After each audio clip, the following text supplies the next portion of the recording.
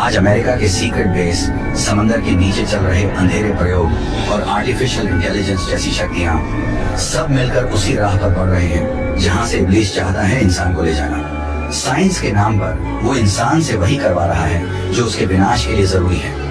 इंसान सोचता है वो तारों को जीत रहा है, लेकिन असल में वो खुद एक खेल का मोहरा बन चुका है। इब्लिस इंसान को सिर्फ गुनाह की तरफ नहीं ले जाना चाहता, वो चाहता है कि इंसान खुद अपने हाथों से अपनी तबाही लिख ले।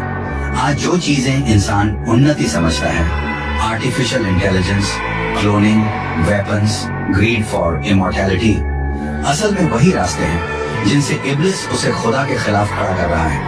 कुरान में इब्लिस ने कहा था, मैं उन्हें भटका दूंगा, मैं उन्हें सजाऊंगा उनके कर्म, यहाँ तक कि वो अपने रब को भूल जाएंगे। सूरह अल-हिजर 39 से 40।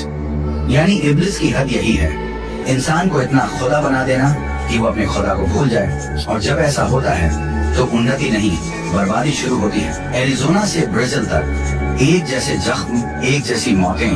क्या ये एलियंस हैं या वो मखलूक जिन्हें हम सदियों से शैतान कहते आए हैं? लोग कहते हैं एलियंस आसमान से आते हैं, लेकिन कुरान कहता है उनका घर समंदर के नीचे है। वो इंसानों का खून पीते हैं, लेजर से शरीर काटते हैं, और दुनिया उन्हें एलियंस कहती है, लेकिन कुरान उन्हें शैतान कहता है।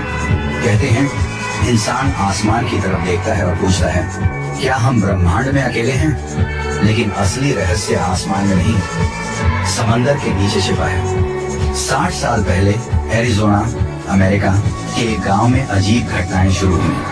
खेतों में गायें और बकरियां मरी हुई मिलती, उनके शरीर पर एक भी बूंद खून नहीं, दिल और नसें ऐसे गायब जैसे किसी लेजर लाइट से काटी गई हों। लोगों ने कहा एलियंस ने हमला किया, मगर जो कुरान जानता है वो समझता है ये इंसानों से नहीं, जिन्नात और शैतानों से जुड़ी हरकत है। कुरान कहता है शैतान और उसके साथी तुम्हें वहां से देखते हैं जहां से तुम उन्हें नहीं देख सकते। सूरह अल-आराफ 7:27। और एक हदीस में आता है शैतान का तख्त पानी पर होता है, यानी उसका घर, उसका साम्राज्य समंदर के नीचे है। अब सुनो ब्राजील की घटना। 1990 के दशक में एक गांव में कई इंसान रहस्यमय हालत में मरे मिले। उनके गले और छाती पर छोटे छोटे गोल कट और शरीर से सारा खून गायब, जैसे किसी ने लेजर सर्जरी से उनका शरीर खोला